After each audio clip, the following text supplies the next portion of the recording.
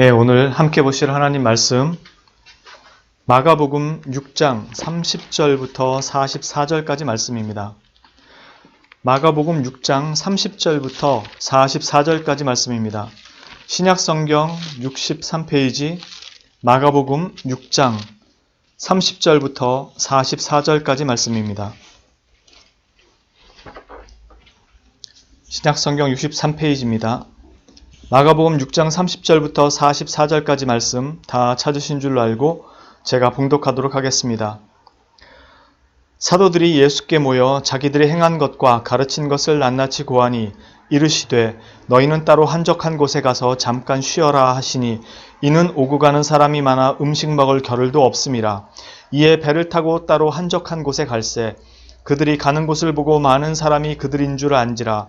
모든 고을로부터 도보로 그곳에 달려와 그들보다 먼저 갔더라. 예수께서 나오사 큰 무리를 보시고 그 목자 없는 양 같음으로 인하여 불쌍히 여기사 이에 여러 가지로 가르치시더라. 때가 저물어 가매 제자들이 예수께 나와 여짜오되 이곳은 빈들이요 날도 저물어 가니 무리를 보내어 두루 촌과 마을로 가서 무엇을 사 먹게 하옵소서. 대답하여 이르시되 너희가 먹을 것을 주라 하시니 여짜오되 우리가 가서 200데나리온의 떡을 사다 먹이리이까. 이르시되 너희에게 떡 몇 개나 있는지 가서 보라 하시니 알아보고 이르되 떡 5개와 물고기 2마리가 있더이다 하거늘 제자들에게 명하사 그 모든 사람으로 떼를 지어 푸른 잔디 위에 앉게 하시니 때로 100명씩 또는 50명씩 앉은지라. 예수께서 떡 5개와 물고기 2마리를 가지사 하늘을 우러러 축사하시고 떡을 떼어 제자들에게 주어 사람들에게 나누어 주게 하시고 또 물고기 2마리도 모든 사람에게 나누심에 다 배불리 먹고 남은 떡 조각과 물고기를 12바구니에 차게 거두었으며 떡을 먹은 남자는 5,000명이었더라. 아멘. 예, 지난주에 저희가 사실 누가복음을 통해서 먼저 보았던 말씀입니다. 지난주에 저희가 살펴보았던 말씀은 결국 예수님께서 이 오병이어의 이적을 행하시는 것이 세상 사람들, 죄인들을 위해서 자신의 살과 피를 내주시는 그것을 예표하고 있다는 것을 한번 살펴보았었습니다. 오늘은 이 말씀의 주인공이 예수님이 아닌 다른 사람들의 관점, 그러나 그 주제는 동일한 그런 측면에서 한번 살펴보고자 합니다. 오늘 말씀을 보면 제자들이 예수님의 파송을 받고 밖에 가서 아픈 자들을 치유하고 귀신들도 내쫓고 하는 여러 가지 일들을 행하고 돌아옵니다. 그러자 예수님이 그들이 지치고 이제 많이 힘들어하니까 쉴 수 있도록 그들을 데리고 따로 한적한 곳으로 가셨죠. 그게 누가복음에서는 빈들이라고 되어 있었습니다. 그래서 배를 타고 따로 한적한 곳에 가셔서 그들과 함께 쉬려고 하셨을 때 사람들이 예수님 가는 것을 보고 그냥 두질 않죠. 또 그것을 보고 다른 박질로 더 먼저 가려는 곳이 어딘지를 보고 사람들이 찾아옵니다. 그때 예수님께서 그들을 보시면서 큰 무리가 자신에게 오는 것을 보고 그들이 목자 없는 그 모습을 보면서 안타깝게 여기시면서 그들에게 반갑게 맞아주시죠. 사실 이 문제는 우리가 정말 예수님의 그 모습을 본받아야 되는 것 중에 사실 하나입니다. 오늘 제가 전해드리고자 하는 말씀은 그것이 아니기 때문에 거기에 초점을 두지는 않겠지만 요한복음 6장을 가서 이 문제를 다시 똑같은 오병이어의 이적을 다시 살펴보시게 되면 예수님께서 그들에게 너희가 나를 찾은 것이 이적, 그 표적을 보았기 때문에 온 것이 아니라 먹고 배불렀기 때문에 왔다고 말씀하십니다. 그리고 6장 후반부에 가면 예수님께서 그들에게 너희는 처음부터 마귀의 자식이었다고 말씀합니다. 그런데 예수님은 지금 마가복음에서 그들이 자신에게 와 있는 그들을 목자 없는 양 같아서 불쌍히 여겨주시고 다 맞아주셨다고 합니다. 영접해 주셨다고요. 그게 우리 예수님의 특기죠. 예수님의 정말 우리를 향한 그 사랑의 모습이고요. 어쨌든 예수님께서 그들을 다 맞아주십니다. 그리고 그들 앞에서 말씀도 전해주시고 또 치유도 해주십니다. 그들을 찾아온 사람들을요. 예수님도 많이 피곤했고 제자들도 많이 힘들었을 텐데 내치지 않으시고 그들을 다 맞아주십니다. 그렇게 시간이 지나서 저녁쯤이 되자 제자들이 예수님에게 말합니다. 예수님, 저녁이 됐는데 저 사람들도 많이 시장할 텐데 저 사람들도 뭘 먹어야 되지 않겠습니까? 저 사람들이 마을로 들어가서 먹을 것을 먹게 하는 게 좋겠습니다. 라고 얘기합니다. 근데 마가복음에서는 뭐라고 표현하냐면은 36절에 무리를 보내어 두루 촌과 마을로 가서 무엇을 사 먹게 하옵소서라고 얘기합니다. 이 말은 좀 더 원문을 해석하자면 사방팔방으로 다 흩어져서 먹을 걸 사 먹도록 하십시오. 해야 되겠습니다. 라는 뜻입니다. 왜 그러냐면 저희가 지금 누가복음을 계속 하고 있었는데 누가복음에 있는 본문을 지금 제가 마가복음에서 와서 하고 있는 이유는 좀 더 구체적인 설명이 담겨져 있기 때문에 그렇습니다. 지금 여기서 두루촌과 시골과 변방으로 다 보내서 뿔뿔이 흩어서 먹을 것을 사 먹게 하는 게 좋겠습니다라고 한 이유가 여기에서도 200데나리온의 떡을 얘기하지만 요한복음에 가면 예수님께서 빌립에게 직접 물어보시죠. 우리가 어디 가서 이 사람들에게 먹일 떡을 사 먹이겠느냐. 그러자 빌립이 조금씩만 사 먹여도 200데나리온이 필요할 것입니다. 라고 그렇게 얘기를 하죠. 이 말은 200데나리온이라는 게 1데나리온은 보통 이스라엘에서 당시에 한 사람의 월급, 한 사람의 1급 돈이었습니다. 하루 일당이었습니다. 근데 제자들이 200데나리온이라고 얘기를 한 것은 200명의 하루 일당이 될 것이고 200일치의 돈이 되겠죠. 영어 번역본 같은 경우에는 8개월치 급여로 얘기를 하고 있습니다. 상당히 많은 돈이죠.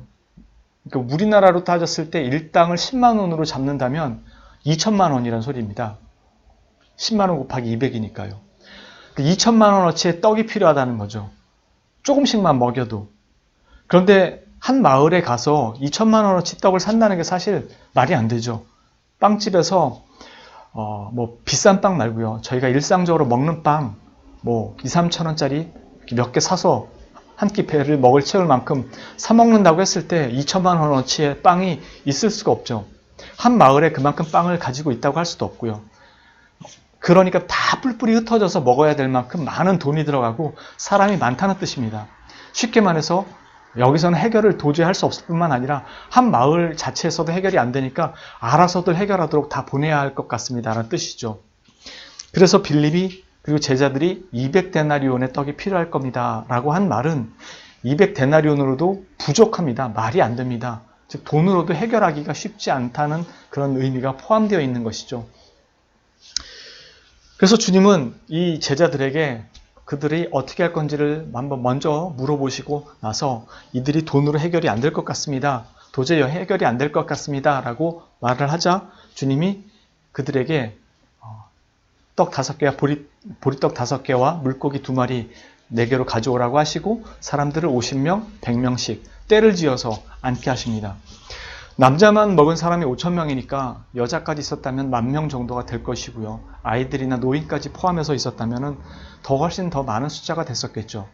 그래서 50명씩 100명씩 때를 앉힌다고 생각했을 때 예를 들어서 남자 5,000명이라고 하면 50명이면 100그룹이 돼야 되잖아요. 학교 50명의 100그룹이라면 학교 운동장에 100그룹이 앉을 수가 없어요, 사실. 그렇죠? 그런데 5,000명이 아니라 10,000명이면 200그룹이 돼야 될 것이고요. 더 됐다면은 그 이상 넘어가야 됐겠죠. 그러면은 잠실 운동장이나 그보다 훨씬 더 크게 둘러 앉아야 되겠죠. 그렇게 앉게 하시고 예수님께서 이제 떡을 나눠주십니다. 예수님께서 하늘을 우러러 물고기와 떡을 가지시고 감사 기도를 드립니다. 그리고 떼어서 주시는데 그게 계속 생산이 되죠. 감사 기도는 딱 한 번만 드리십니다. 그리고 떡을 떼어서 제자들에게 주십니다. 이 제자들에게 줄 때 아까도 말씀드린 것처럼 수백 그룹의 사람들이 이렇게 흩어져 있어요. 그러니까 그 앞에 있는 사람들 빼놓고는 이 떡이 어떻게 나오는지 아는 사람은 사실 거의 없습니다. 그냥 받아서 먹을 뿐이죠. 은택을 누릴 뿐입니다. 이 성경 원문에서 보면 마태, 마가, 누가, 요한복음이 조금씩 표현이 달라요. 그래서 약간의 논쟁거리가 있습니다. 왜냐하면 이게 만일 단회성 과거 떼어주셨다라는 단회성 과거라면 예수님이 떡을 떼어주신 다음에 나누는 것은 제자들의 손에 의해서란 뜻이겠죠. 그래서 제자들이 나눠줄 때마다 제자들 손에서 계속 빵이 생겨난다는 뜻이겠죠. 만일 이것이 미완료였다면 떡을 떼는 동작이 계속 일어나고 있다는 뜻이니까 예수님께서 떡을 계속 떼서 제자들에게 주고 있었다는 뜻이겠죠. 그래서 이것 때문에 신학자들은 큰 중요한 논쟁은 아닐지라도 각자의 의견들이 있습니다. 예수님 손에서 계속 분배가 됐다라고 얘기하는 사람도 있고 또 제자들의 손에 의해서 분배가 되었다고 얘기하는 사람도 있습니다. 전후 문맥을 다 고려하고 또 단회성이라도 전체 문맥을 고려했을 때 죄송합니다. 제가 생각하기에는 예수님의 손에 의해서 계속 공급이 된 것으로 보입니다. 사실 이것이 중요한 건 아닙니다. 제가 얘기하고자 하는 내용은 사실 이것이 포인트가 아니기 때문에 그리고 성경 자체도 그것을 포인트로 두지 않기 때문에 사실 이것이 중요한 것은 아닙니다. 어쨌든 예수님이 떼서 제자들에게 떡을 계속해서 나눠주십니다. 그래서 제자들은 자기가 가질 수 있는 양의 분량만큼의 떡을 가지고 발품을 팔아가면서 사람들의 곁에 그 빵을 계속 놓아둡니다. 먹도록요. 놓아두고 다 나눠줬으면 또 다시 오고 다시 주님께 받아서 다른 사람에게 또 가서 나눠주고 200그룹이 넘는 그룹이었다면 엄청나게 12제자가 발품을 팔았어야 했을 것입니다. 그렇게 열심히 떡을 나눠주고 사람들에게 발품을 팔아가면서 제자들이 그 일을 합니다. 그런데 여기서 하나 제가 짚고 넘어가고자 싶은 것은 왜 성경에서 어떻게 떡이 재생산이 되고 그 많은 사람들에게 나눠졌는지 이 놀라운 사건을 전혀 자세하게 언급하고 있지 않은가 하는 점입니다. 사실 상당히 우리가 궁금해할 수 있는 점이에요. 도대체 어떻게 주님은 이 빵을 계속 만들어 주셨지? 그런데 성경은 이 설명을 자세하게 기록하고 있지 않습니다. 이 성경을 기록하고 있는 시점은 언제냐면 예수님께서 떡을 나눠주시면서 기적을 행하고 있는 그 자리에서 제자들이 붓을 들고 성경을 기록하지 않죠. 예수님이 이 모든 일을 다 행하시고 십자가에서 죽으시고 부활하시고 승천하시고 나서 기록한 게 아니고 승천하시고 난 다음에도 그들이 계속 구전으로 복음을 전하면서 돌아다니다가 그들의 죽음도 임박해오고 복음이 사람들의 입을 통해서 전해질 때 그것이 보존되는 것에 위험도 있고 하니까 그것을 올바르게 보존하고 자기네들이 죽고 나서도 그 복음이 남아있도록 하기 위해서 그때서야 복음을 전하기 시작합니다. 그래서 보통 이것이 기록된 경우가 예수님은 AD 27년경을 전후로 해서 부활 승천했다고 보고 있습니다. 그런데 이런 것들이 기록된 시점은 대부분 빨라야지 AD 4, 50년 그리고 요한복음 같은 경우는 8, 90년까지 뒤로 넘어갑니다. 그러니까 상당히 후대에 쓰여진 거죠. 무슨 뜻이냐면 제자들이 지금 이것을 기록하고 있는 시점은 이것을 쓸 때 이 일어났던 사건들을 자신들이 경험하고 비로소 해석까지 그 안에서 일어난 것입니다. 그래서 성령님의 감동 감화를 받아서 자신들이 그것을 기록하면서 듣는 사람, 보는 사람이 그것을 자신들이 해석하고 느끼고 깨달은 것들을 받아들일 수 있도록 재해석된 과정에서 기록을 하는 것이죠. 그러니까 성경을 받아보는 사람들이 이 일을 이렇게 깨달았으면 좋겠다라는 입장이 이 안에 반영된 거죠. 물론 성령님의 감동 감화가 포함되어 있지만요. 다시 말해서 여기에 자세한 설명이 빠져 있었다라는 것은 그들이 이것을 전할 때 기적이 어떻게 일어났는지를 전하는 것이 목적이 아니었다는 것이죠. 그들이 이것을 전할 때 읽는 사람이 깨닫고자 하는 그것들이 여기에 기록되어 있다는 것이죠. 그 기적을 설명하는 것이 기록되어 있는 것이 아니고요. 왜 이 자세한 설명이 빠졌을까라고 했을 때 제가 보기에 수많은 다른 이적들도 놀라운 부분들이 다 대부분 빠져 있습니다. 가나안 땅에서 가나 지역에서 포도주를 만드신 사건도 그렇고요. 다른 나병 환자가 고침받는 것도 그렇고 죽은 사람이 살아나는 것도 그렇고 특별하게 자세한 설명들이 없습니다. 그것은 신적 이적 자체에 사람들이 집중하는 것. 즉 복음이라는 게 죽은 사람 살리고 아픈 사람 치유하는 게 복음이 아니라는 것을 알리고자 하듯이 지금 여기에 있는 내용도 거기에 집중, 그 이적들 자체에 집중하지 않도록 하기 위해서 이것에 대한 자세한 설명이 없는 것 같습니다. 그러나 이것을 기록하고 있는 분명한 다른 이유는 먼저 지난주에 설명드렸던 것처럼 예수님께서 우리를 위해서 자신을 내어주시는 그 사건을 예표하고 있다는 것을 이야기하는 것이 하나 있고요. 오늘 또 저희가 말씀드리고자 하는 것이 또 한 가지의 이 이야기입니다. 앞에서 말씀드린 것처럼 오병이어는 예수님께서 자신을 내어주심에 대한 이야기라고 먼저 말씀드렸죠. 그러나 이 두 번째 사건에서 가장 큰 놀라운 사건은 주인공이 바로 다른 사람들이 아니라 제자들이라는 점입니다. 예수님의 손에서 이 떡이 쪼개지고 제자들에게 주어서 나눠주게 했을 때 제자들은 정말 200그룹이라는 그룹을 그것을 먹이기 위해서 열심히 발품을 팔았을 겁니다. 이쪽 그룹만 먼저 배불리 먹고 다 배불렀으면 그 다음 그룹을 갖다 줄 수가 없죠. 먼저 다 같이 배고플 때니까 200그룹에 가까운, 아니 100그룹이라고 쳐도 이 사람들에게 다 발품을 팔아서 뛰어다니면서 나눠줬을 것입니다. 정말 힘들었을 거예요. 제자들은 사역이 끝나고 와서 쉬려고 왔는데 지금 또 다른 사역을 하고 있는 겁니다. 지칠 만큼 지쳤죠. 그렇게 발품을 팔아가면서 사람들에게 나눠주는데 이 떡의 혜택을 받는 사람들은 백성들이죠, 사실. 그래서 그 사람들은 가만히 앉아서 배고파서 그 떡을 얻어먹습니다. 그런데 놀라운 건 이 사람들은 그냥 단순히 왔던 것이 아니라 예수님의 말씀을 듣고 싶어서 왔던 사람들도 있었습니다. 즉 주님의 말씀을 사모해서 왔던 사람들은 그들의 영적인 부분뿐만이 아니라 육적인 부분도 주님의 은혜로 채워집니다. 물론 그렇지 않은 사람도 있었지만 주님 앞에 나온 그들은 배를 채우기 위해 왔을지라도 주님께 외면당하지 않고 은혜를 받고 또 돌아갑니다. 그래서 그 사람들은 다 가까스에 앉아서 이 제자들이 발품을 팔아주는 것을 먹습니다. 그러나 그것이 어떻게 만들어졌는지는 사실 자세히는 모릅니다. 그것을 그냥 받아서 누립니다. 감사하게 먹죠. 그런데 우리가 보기에 정말 생고생한 것 같은 이 제자들은 그것이 어떻게 만들어지는지를 보게 됩니다. 그 예수님의 손에서 떡이 무한정 떨어져 나오는 것을 보게 되는 것이죠. 이 이야기, 오늘 우리가 보고 있는 이 12제자가 이 사역을 하고 있는 이 이야기의 앞뒤를 살펴보게 되면 어떤 이야기들이 있냐면 예수님이 먼저 제자들을 파송하시는 얘기가 나옵니다. 그리고 모든 병을 고치고 악한 영들을 제어하는 권세를 주시고 그것들을 주셔서 제자들을 보내시죠. 그리고 제자들이 사역하고 돌아오죠. 이 이야기 뒤에는 무슨 내용이 나오냐면 예수님이 죽는 이야기가 나옵니다. 누가복음에서는.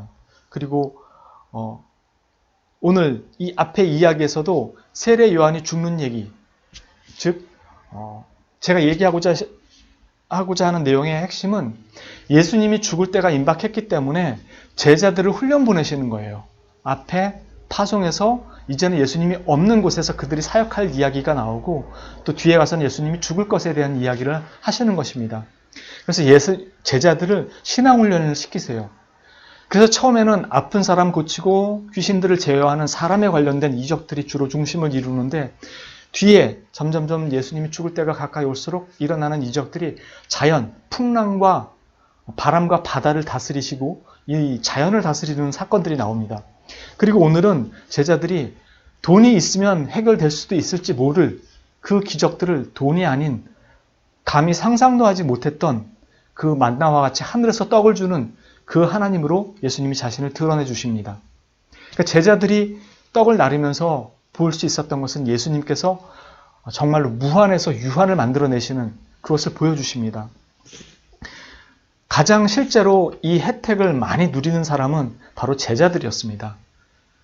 앉아서 떡을 먹은 사람보다 생고생한 것 같지만 실제로 가장 은혜와 도전을 받고 믿음이 성장될 수 있었던 사람들은 바로 곁에서 예수님을 수종들었던 바로 이 제자들입니다. 그래서 제자들은 이 사건을 겪고 나서 예수님이 부활 승천하신 다음에 이 사건을 기록할 때 이 네 사복음서 어디에도 이 기적에 실제적으로 일어난 어떤 이 기적의 현상? 이것들을 기록하는 사람은 아무도 없습니다. 오히려 제자들의 못난 모습과 돈이 있으면 해결될지도 모르겠습니다라는 돈으로 계산된 그들의 생각들, 이런 것들이 주류를 이루지 기적이 어떻게 일어나는지를 설명을 해주질 않아요. 왜냐하면 그걸 설명하는 게 관심이 아니었고 예수님의 부활 승천 이후에 그들이 남기고자 했던 것은 예수님 곁에서 발품을 팔았던 우리들이 실제로 가장 큰 은택을 누렸다라는 것을 이것을 통해서 보여주는 것입니다. 감히 상상할 수 없는 기적들이 일어났었다라는 것을 기적 자체에 포인트를 두지 않고 그것을 누리는 자, 혜택을 누리는 자가 누구였는지를 우리에게 보여주는 것입니다. 그래서 이 이야기의 배치들이 제자들이 파송되는 시점과 예수님이 죽음을 앞둔 시점 사이에 잘 연결되어 있는 것을 볼 수 있습니다. 결국 그들은 이 사건을 통해서 무엇을 보게 되냐면 예수님이 떡을 떼서 그들을 나눠줄 때 그들이 받는 복음은 주님께로 받지만 그 복음을 나누는 자들이 자신들이라는 사실을 알게 됩니다. 그래서 자신들이 이 복음을 나눠주어야 될 자라는 사실을 예수님의 부활 승천 이후에 깨닫고 이것을 기록하고 있는 것입니다. 그래서 제자들의 이 신앙 훈련의 자리가 오늘 여기서 기록되고 있을 때 어떤 모습을 보여주냐면 쉼이 있는 자리가 아닌 자리였습니다. 물론 모두 다 항상 쉴 수 없이 고생만 해야 된다 이런 뜻이 아니고 주님의 일을 이루는 자들은 언제나 그 자리가 그들의 생각과 평탄한 자리만 있는 것이 아니라는 것을 우리에게 보여줍니다. 심지어 더 나아가서 주님이 쉬게 하고자 데리고 왔는데도 그 쉼을 누리지 못하고 그 일을 행하는데 그것은 그들이 쉼이 없이 일을 한다는 뜻이 아니라 주님이 그들에게 믿음을 더 강화시키기 위해서 그 일을 하시고 있는 현장 자체가 언제나 순탄한 자리만은 평안한 자리만은 아니라는 사실을 보여줍니다. 그래서 로마서 5장 3절에서는 우리가 잘 아는 다만 이뿐 아니라 우리가 환난 중에라도 즐거워하나니 이는 환난은 인내를 인내는 연단을 연단은 소망을 이루는 줄 알미니라 라고 말씀합니다. 즉 우리가 소망하고 꿈꾸는 이런 믿음과 소망들은 그냥 자라지 않고 이런 환난과 인내, 연단 속에서 차츰차츰 더 피어나고 키워지고 자라나게 된다는 것입니다. 그 자리가 어디냐면 제자의 자리라고 말하는 것입니다. 즉 제자의 길이라는 것은 능력을 행하는 자리가 아니고 예수 그리스도를 쫓아갈 때 맞부딪히게 되는 현실적인 자리들이 주 예수 그리스도께서 걸어가신 자리와 동일한 자리라는 뜻입니다. 예수님이 걸어가신 자리가 순탄하지 않은 자리였다는 것이죠. 예수님께서 걸어가신 자리가 어떤 자리인가라고 했을 때 우리가 잘 알듯이 예수님께서 피가 땀방울이 되도록 기도해서 얻은 것이 십자가에서의 죽음이었습니다. 즉 영광이 죽음 다음에 오지 죽음 없이 부활과 영광만 오진 않는다는 것이죠. 제자들에게 말씀하시는 것과 제자들에게 가르치시는 것과 제자들에게 요구하시는 그 길 자체가 그리스도의 길과 다르지 않다는 것입니다. 근데 우리는 그리스도를 믿었으니까 그 힘으로 평탄한 길을 가면서 제자의 길을 걸어갈 수 있을 것이라고 생각을 합니다. 그렇게는 우리의 믿음이 성장하지 않습니다. 왜냐하면 예수님께서 우리에게 능력을 주셨을 때는 인격이 배제된 능력을 주지 않으십니다.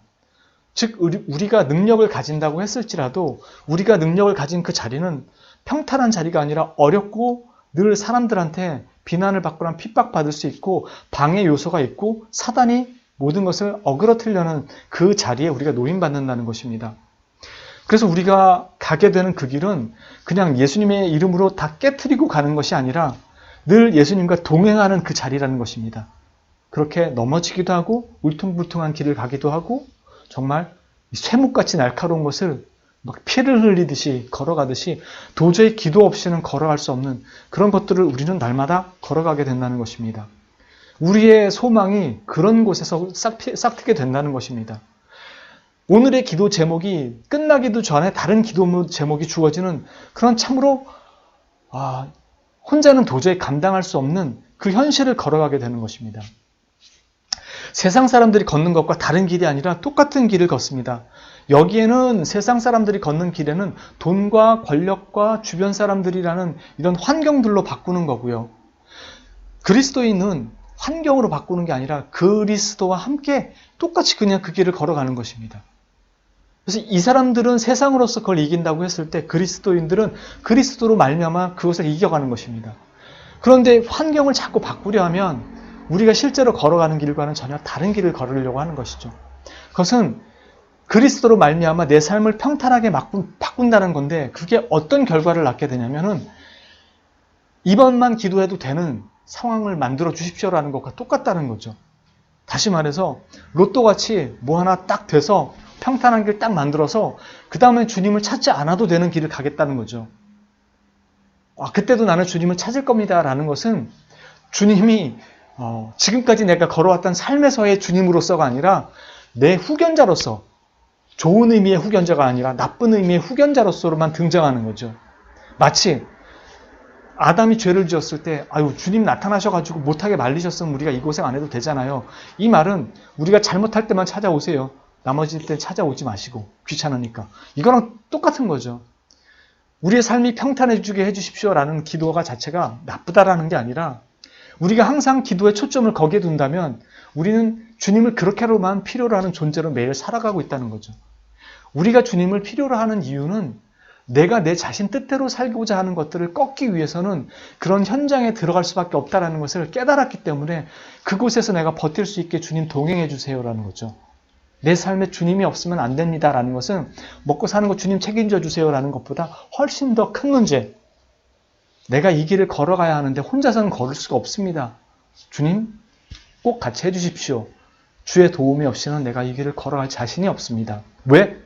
내 믿음은 내 것을 이루는 게 아니라 주님께서 원하시는 것을 이루는 것으로 믿음이 바뀌었기 때문에, 내 삶의 방향이 완전히 바뀌었기 때문에.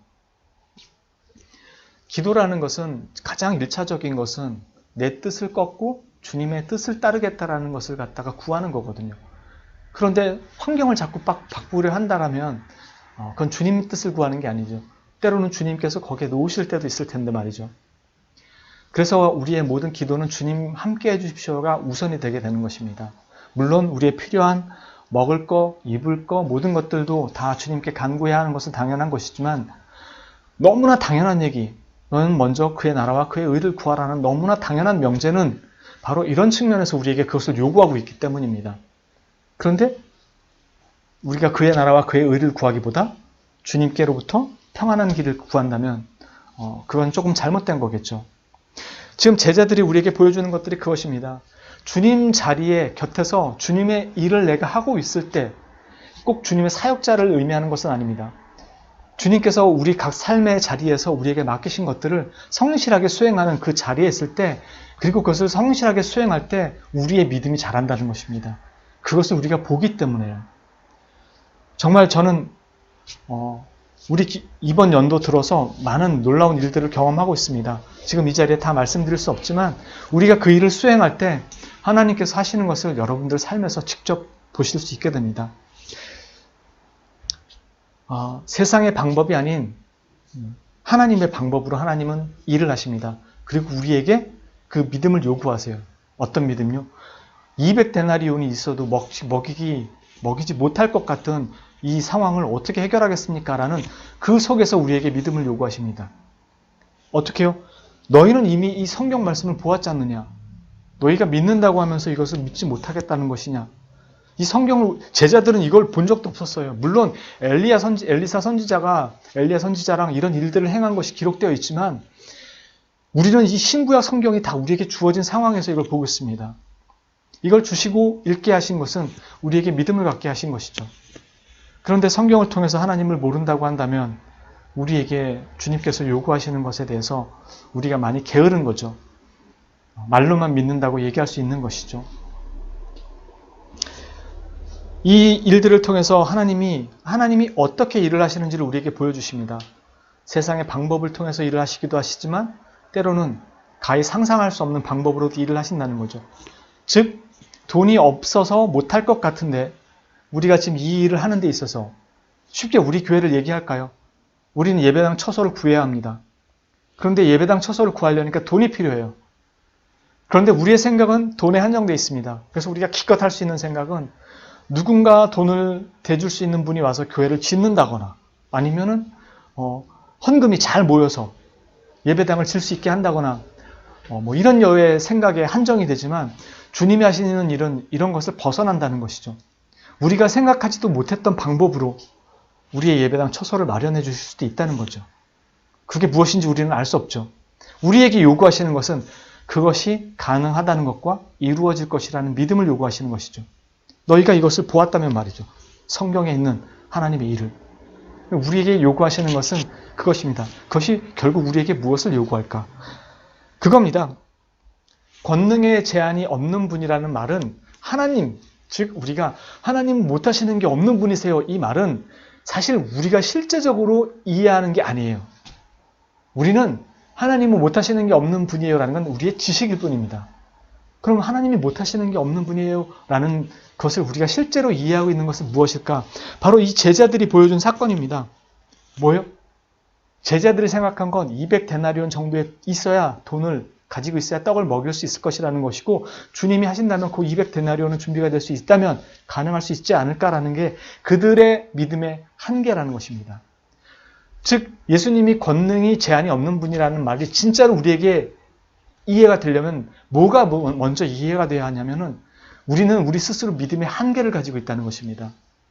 우리 믿음의 한계를 깨트리기 전에는 하나님은 전지전능하시고 권능이 무한하신 분입니다 라는 그 말이 지식에 불과한 거예요.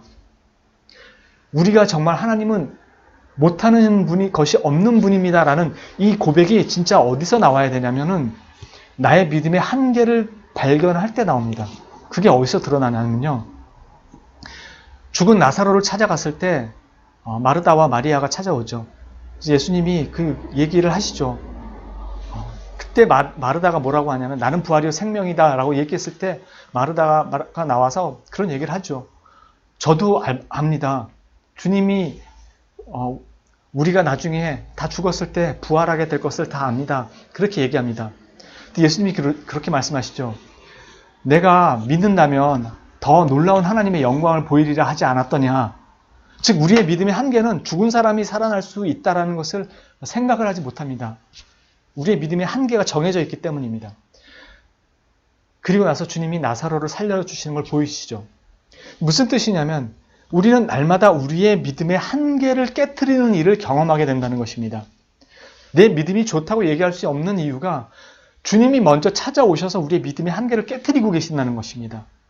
우리는 그것을 우리가 가지고 있는 이만큼의 믿음 안에서 주님 이루어 주십시오. 될 줄로 믿습니다를 얘기하는데 실제로 주님은 그것을 깨트리는 일을 계속 하시고 계십니다. 우리 안에서. 그래서 하나님이 어떠한 분이신지를 만나게 하시고 경험하게 하십니다. 그 첫 번째 작업이 어디서 시작되냐면 성경을 읽는 것부터 시작됩니다. 아, 주님은 이런 분이시구나. 그리고 우리는 그걸 읽고 나서도 못 믿어요. 그리고 우리는 일상을 살아가면서 깨트려집니다. 그래서 40일 금식 기도한다고 내 믿음이 성장하지 않는 것입니다. 오히려 40일 금식 기도가 너에게 큰 유익이 되지도 않을 수 있다는 것을 주님은 우리의 삶을 통해서 가르치세요. 심지어 그것은 너의 교만일 수도 있다는 것을 가르치십니다. 그렇게 우리의 믿음의 한계는 날마다 깨어져 갑니다. 그 자리가 어디서 깨지는 거냐면요, 읽고 묵상하고 기도하는 것으로 끝나는 것이 아니라 주님의 일하는 자리에 들어갔을 때 비로소 그 일을 행하면서 우리가 경험하게 되는 것입니다. 아, 정말 하나님의 일하심은 놀랍구나. 우리 다 신앙 고백하는 게 그거 아닌가요? 다 만났을 때 간증하는 게 정말 이러이러했는데 하나님은 놀라우셔. 정말 막 본인이 혼자 대단한 거 경험한 것처럼 얘기합니다. 물론 소중한 경험이죠. 소중한 간증이고. 근데 솔직히 본인은 하나님이 그렇게 일을 하실 거라고 생각한 적이 없어요. 그 일이 일어나고 난 다음에서야 하나님은 이렇게 일하시더라니까? 라고 자랑삼아 얘기하게 되죠. 하나님은 그렇게 어린아이와 같은 우리의 믿음의 한계를 깨트려 가십니다. 정말로 권능의 제한이 없으신 분이시죠. 그 첫 번째 가장 놀라운 제한이, 그 권능이 어디서부터 시작되냐면 바로 여러분, 저와 여러분을 깨트리신 겁니다. 놀랍지 않습니까? 그 완고한 저와 여러분을 주님이 깨트리셔서 지금 이 자리에 이렇게 나오게 하셨지 않습니까? 내 다리를 부러뜨려서 깨트리셨던, 나의 여러 환경을 바꿔서 깨트리셨던, 내 마음을 녹여서 깨트리셨던 불가능한 일을 가능케 하신 분이시지 않습니까? 돈, 환경, 그 어떤 것으로도 내 가족이 와서 전도를 해도 되지 않은 것을 바꿔놓으셨습니다. 그게 하나님이십니다. 여러분들이 안 될 거라고 생각하는 제안들을 깨트려 내려놓으세요. 주님이 하시면 안 되는 것이 없습니다. 주님의 일을 가로막는 어리석은 일을 하지 마시고 주님의 일에 동참하세요. 그냥 순종하면 됩니다. 그러면 나머지는 주님이 하십니다. 믿음을 가지고 주님이 하시는 일에 동참해 보세요. 큰 일이든 작은 일이든 그러면 주님이 여러분들과 어떤 일을 하시는지를 여러분들이 직접 경험하실 수 있게 됩니다. 이것은 오직 그 자리에 동참한 사람들만이 누릴 수 있는 특별한 은혜고 특권이지 노동이 아닙니다. 여러분들이 교회에서 무슨 일을 할 때 그걸 노동처럼 생각하면 여러분들은 그걸 해도 큰 은혜를 받기가 힘듭니다. 정말 했을 때 물질적인 약간의 복을 받을 수는 있을지 몰라도 여러분의 믿음의 한계 자체가 완전히 깨트려지기는 힘이 듭니다. 왜냐하면 억지로 하는 노동처럼 느껴지니까요. 그런데 여러분들이 그 일을 기쁘게 만약에 감당한다고 했을 때 기도하며 준비하면 정말로 하나님은 제한이 정말 없으시구나. 내 입술이 이렇게 대빨 나와서 불평 불만을 늘어놨는데도 주님은 이렇게 일하시는구나 라는 것을 경험하실 수 있을 것입니다. 이 일을 날마다 경험해가고 혹이라도 오해는 하지 마세요. 저는 여러분들의 교회 일에 동참해서 일꾼되라는 이 얘기를 하는 게 아니고 여러분들이 어떠한 일에 참여할 때 하나님의 일을 희망과 소망과 기쁨을 가지고 믿음을 가지고 동참해 보시라는 겁니다. 그러면 여러분들이 더 많은 은혜를 누리실 거예요. 여러분들이 이런 은혜와 기쁨의 자리에 동참하시고 그 특권을 누리시는, 그래서 더욱 여러분의 믿음의 한계가 깨어지는 큰 은혜가 있기를 주님의 이름으로 진심으로 축원합니다. 함께 기도합니다.